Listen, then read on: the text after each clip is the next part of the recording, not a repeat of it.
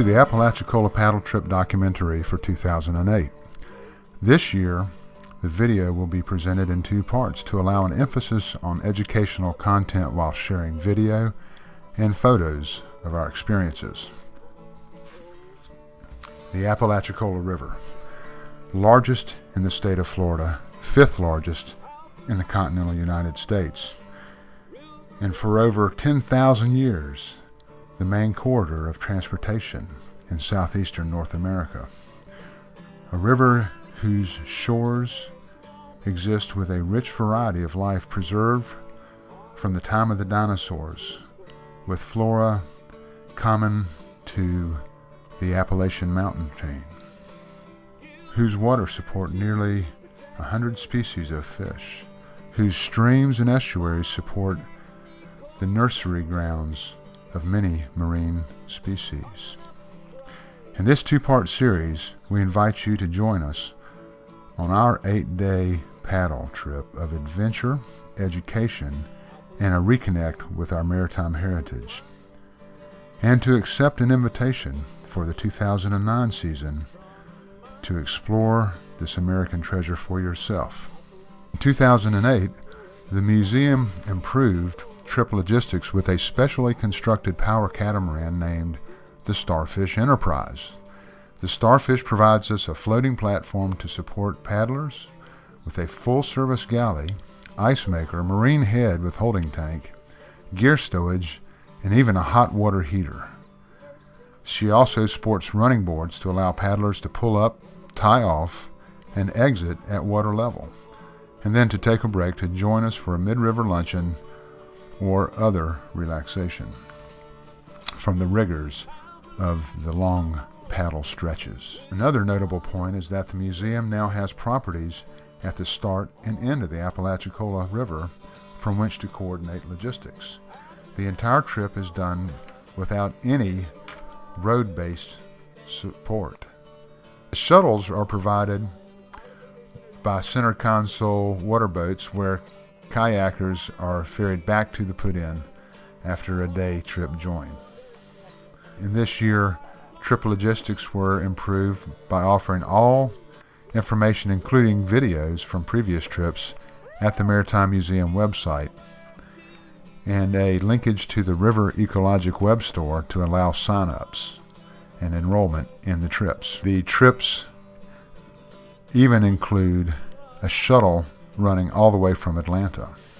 This year, the trip was also expanded to include a passage across the Bay of Apalachicola for a camp at Little St. George and a sail aboard the Maritime Museum's star exhibit, The Heritage of Apalachicola.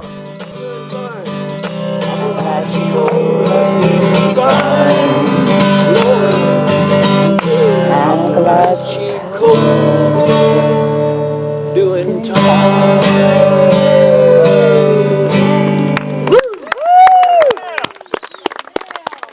All right. All right. Everybody listening? All right.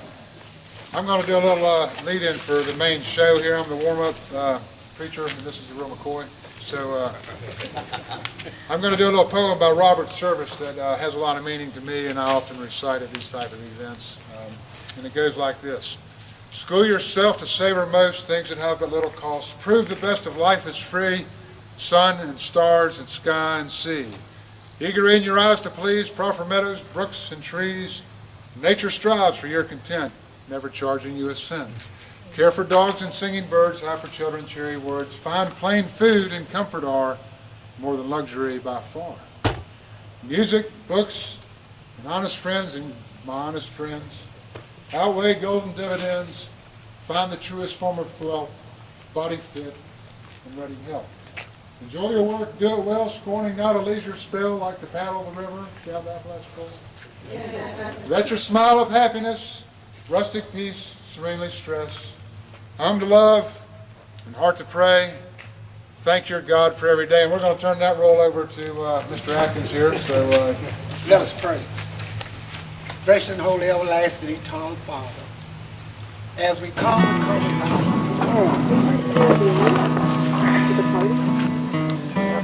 Yeah.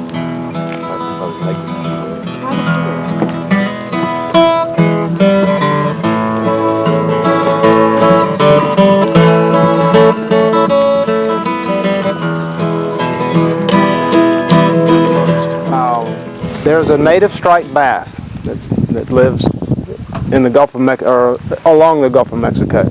Its original range was from the Suwannee River to the Mississippi River. And during the 40s and 50s and 60s, when there were a lot of dams being constructed and a lot of farmland being cleared and a lot of fertilizer and pesticides and what have you being used, almost all of the populations were wiped out except for the one in the Apalachicola Chattahoochee Flint River system.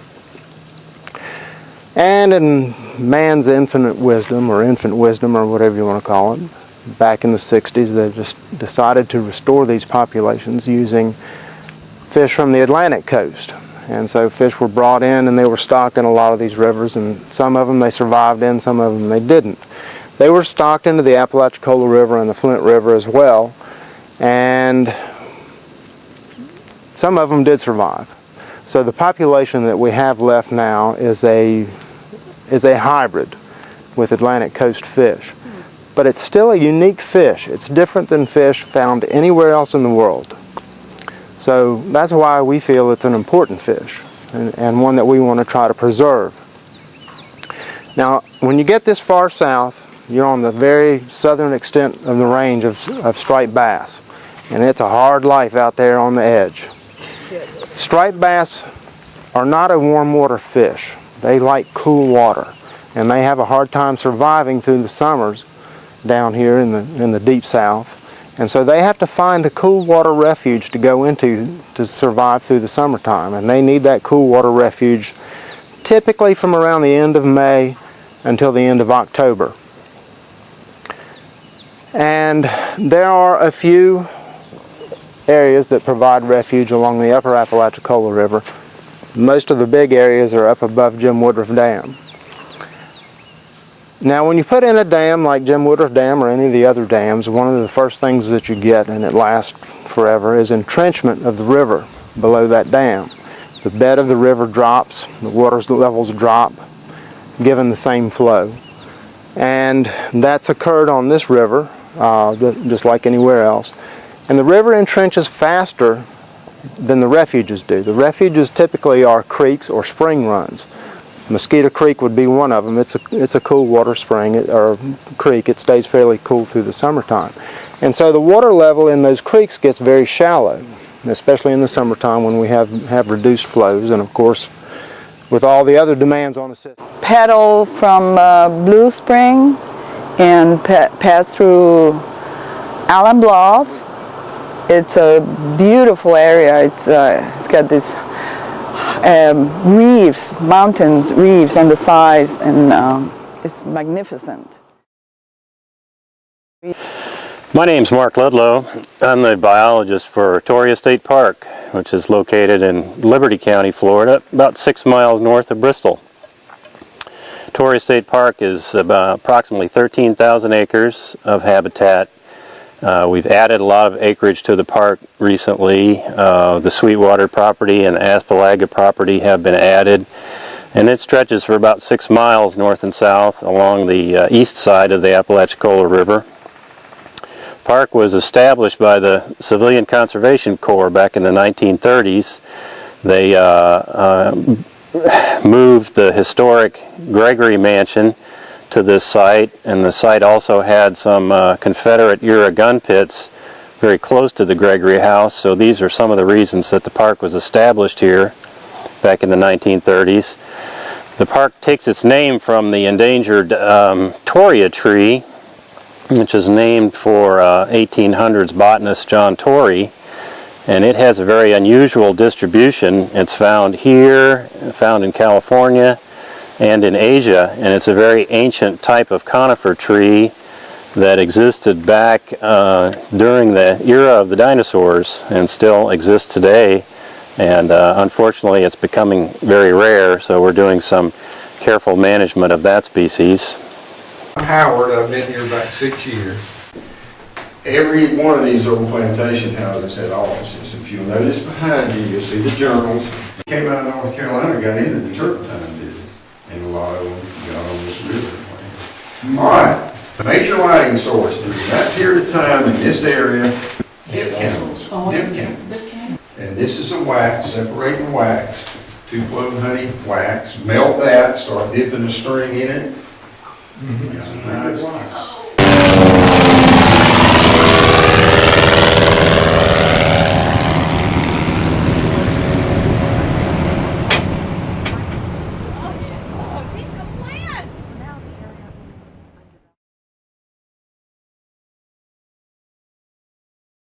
And we are right here at Bluntstown, and this is the river and floodplain here, and I've got this blow up from this portion of the basin. The Apalachicola is the lowest 10% of the basin. 90% of the basin is upstream of us. The Apalachicola Chattahoochee Flint Basin in Georgia is 1/4 of the state of Georgia. So most of the basin is in Georgia. You can't read this, but basically it's the largest river in Florida and the largest forested floodplain, the largest contiguous bottomline hardwood forest in the state, 112,000 acres. And part of what that gives us is a large freshwater fishery.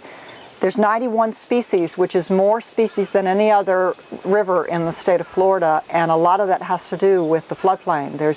I'm going to tell you some of the diversity of habitat in the floodplain, and that's a big reason why we have such a diverse fish species list. So this is on your handout, and what this is trying to show you is that the river, in the main channel, you've been in the main channel this whole time until Sutton's Lake, and it controls the water level in the main channel, controls the water level in the floodplain. So when it's down in the main channel, it's out of the floodplain, or it's very low in some of the sloughs or in the swamps.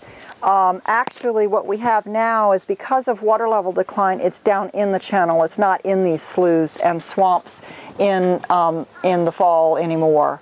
So we've had some changes in the relationship between the river and the floodplain, which I'll talk to you about. But of course, you see at the top level that when it's February, March, it's up in the trees. It would be covering all these banks. I don't know if you heard me back there. I said that I kayaked in a flood in the Sutton's Lake area, dropped a tape and weight, and it was 21 feet down to where we were just walking.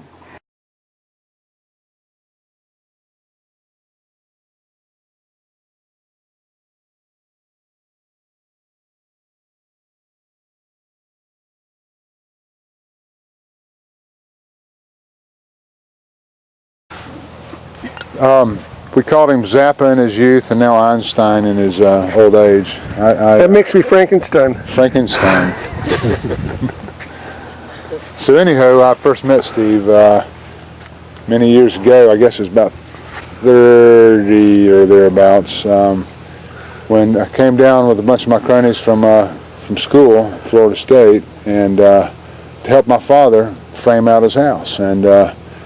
And there was Steve. He had volunteered to come down for the weekend and provide expertise on his technique, since he had built his own house. And so we all met that day, and that began a long circuitous route where we keep bumping into each other, and here we are on the sandbar bumping into each other again. And Steve's always been an inspiration to me, and I think his wisdom on the water flows and the issues that are in front of us are something we can carry back and tell others, as we argue the case for preserving this great wilderness. So Steve, take it away. So I'm Steve Lightman, and I've been involved with Apalachicola River issues for over 30 years. And so I think one of the first things is education.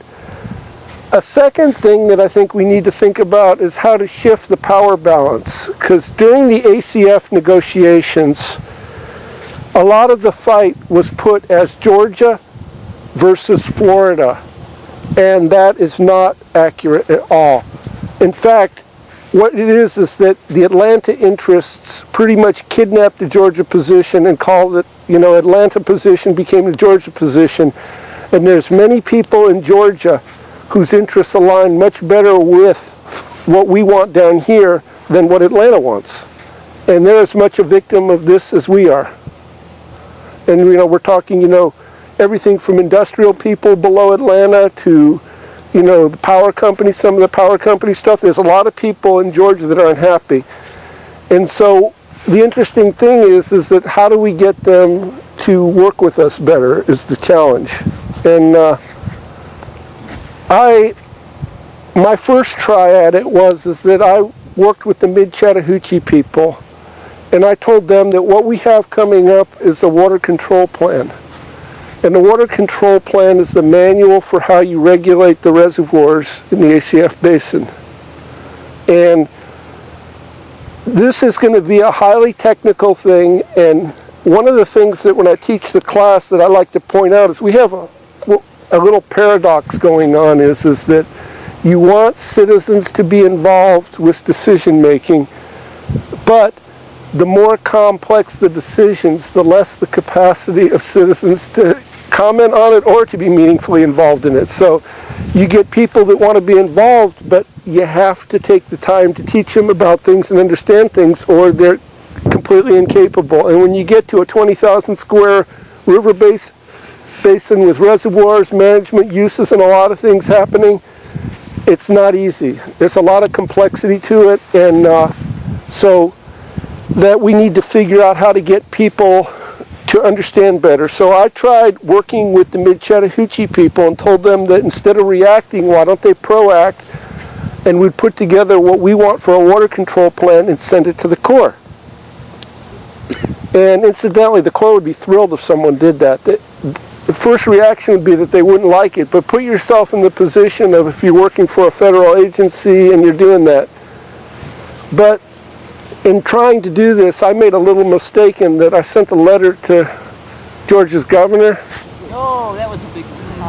Which started with people that live in glass houses shouldn't throw stones. And, and 2 days later, my contract got terminated.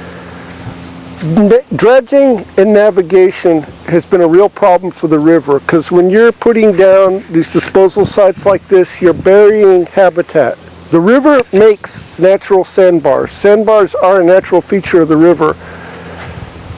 And what we were trying to do with the dredging at one time was to see if we can get them to mimic riverine processes. But the problem with mimicking is if you're trying to provide the full channel all year long, the volume you have, you might mimic it, but the volumes are just way out of line, you know.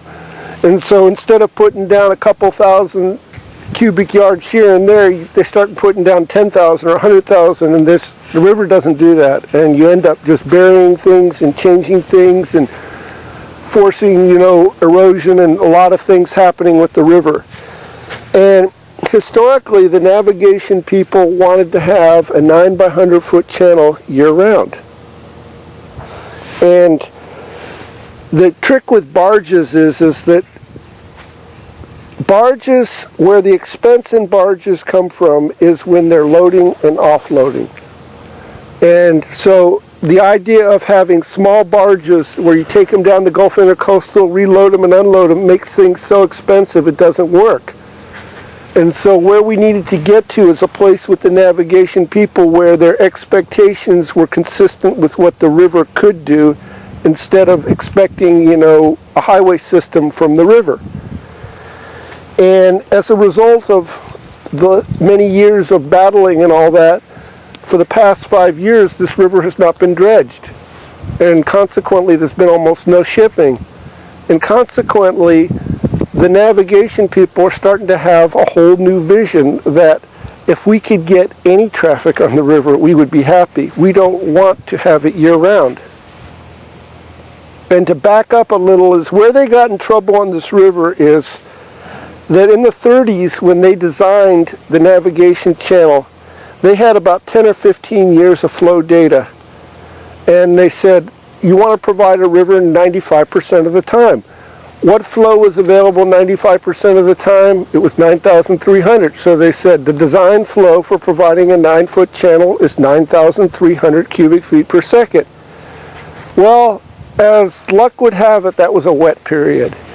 And that was very misleading. And in fact, now if you look at the flow record, the flow that's available 95% of the time is about 7,800, not 9,300. So there's less water than they expected. And after all the dredging, after putting in dike fields, after doing rock removal and doing everything that they've done to the river, it takes about 15,000 cubic feet per second to provide a 9-foot channel. So the navigation people got the double whammy of it takes more water than they thought to provide the channel, with less water being available than they thought. And so there was no way in God's earth that they're going to provide a year-round channel. And they finally have grown to accept that. So where we stand today is that, and the interesting question I think that's out there, and who knows what the answer is that would it be a good trade to say, okay, navigation people and Georgia people, we will work with you and try to provide a seasonal channel and get more water, especially in the spring during spawning season, and in exchange we would allow limited work to help you provide a channel. And so that, and in trade, what we're getting is a lot more water and more flow for the ecosystem. And so it's a trading, you know, you're dealing with the devil at some level, but you're saying is are we getting a lot more good dealing with the devil and dealing with reality than we are being purists and saying no dredging, period? And it's a difficult question, and it's not saying dredging's good, but it's saying is that it's a question that really needs to be explored and asked is that do we get more back going this way? Not only environmentally could it be better, but you could also seriously change the whole shifting of power in what's going on in these ACF negotiations if you can bring in actively involving people from central Georgia and having them work with us. Would that allow them to deposit spoil in the floodplain? It could allow some disposal on areas like this. Or you could look at it as they'd be making camping areas, maintenance in camping areas. How do you tell the difference between a disposal site such as this and a natural sandbar? By size. That's a great question, Neva. And when I worked for environmental regulation for about 4 years, I worked on looking at dredging, looking at impacts of dredging, and there was a lot of people in permitting that were saying that dredging kills rivers and everything. And so I went out with a couple people that work with me, and we went down the Apalachicola River, which has never been dredged, and took pictures of all the natural sandbars and did a slideshow for the people in the dredge and fill section and asked them what they thought. And they were screaming how bad it was and who was doing this and all that. And when we pointed out to them, this is on a river that's never been dredged. And Trick question. it was, yeah, I can be nasty like that. Shame on you. Yeah. Oh, they were not too happy. But their boss thought it was cute. He thought it was a great idea. But the point being is that it is really hard to tell the difference. But I think it has to do with magnitude and size and all. The river moves a lot of material, and during floods it builds sandbars, and it's a natural thing. This is an alluvial river. There's a lot of sand coming down the river. And I think the problem is about magnitude, is that, you know, if you go and put 100,000 cubic yards here, it is not a good thing. But what volume can you put here that's sustainable? How much can we get away with actually doing where you could minimize the environmental effects? And what you're dredging is, you need a predictable channel. Is, mind you, the bottom of this river is sand. This is what it is. This is not primo habitat. This is not where the fish are. Where the fish are is in the back areas.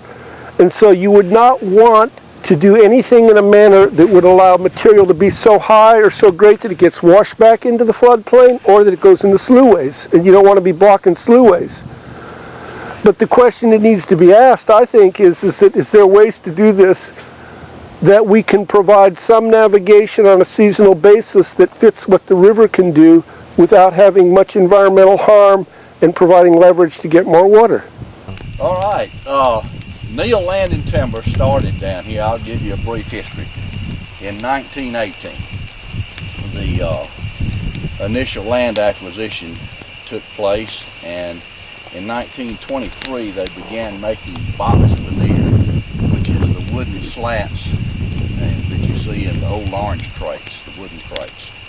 And that business continued and thrived till the mid to late 60s. A lot of them were educated on the GI Bill, and a lot of them went into forestry, and a lot of them were real smart people. And the paper companies coming south and put a lot of emphasis on pine research and in later years hardwood research. And then about the mid-80s, the paper companies didn't see the need to own land anymore, so they began to divest themselves of their land holdings and sell them to other entities, because their theory was, well, what else are they going to do with it? And you know, to some extent they were right. I think it was kind of short-sighted, but that, you know, that was what their thinking was at the time, that the resource was out there, and whether they owned it or not, it would always be there. Well, that's not necessarily so, because the private individual may or may not elect to replant a pine forest or to take the necessary steps to grow a hardwood forest. Because of the spoil. And it's hard for anybody to imagine the amount of dredge spoil that's in the river and where it came from. But when y'all come down the river and you see you got a dike field over on that side, well, that's eating the bank on the other side. That's those poles y'all were asking about. Those poles that are out in the water, they're dike fields. Yeah, and that they put them in there to constrict the water and make the flow go to where it would deepen the river for the barge traffic. And then they started using the within bank disposal sites for the same purpose. And you got 135 disposal sites within banks on the river.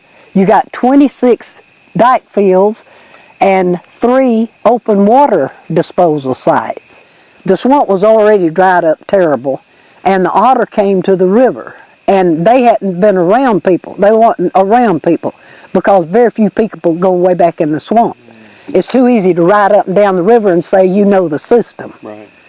And they weren't used to people, and they would swim up and down the river right off the bank, and you could just ride up beside them, and they wouldn't even go under the water. Well, there's roguish people that would just ride around and shoot them, and shoot the alligators. Those areas are they're gone.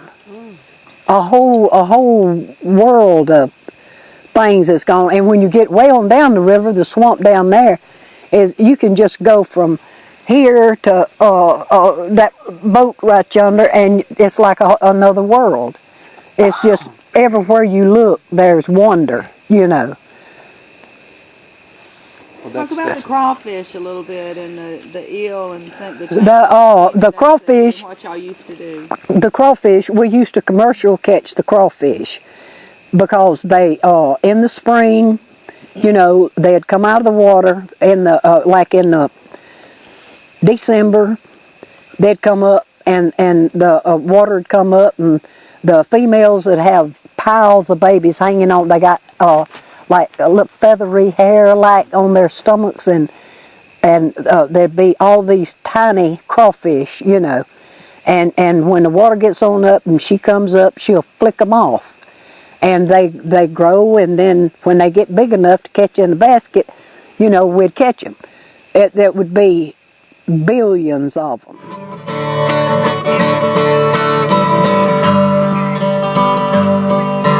When she lays the down the Chattahoochee, lying in a southern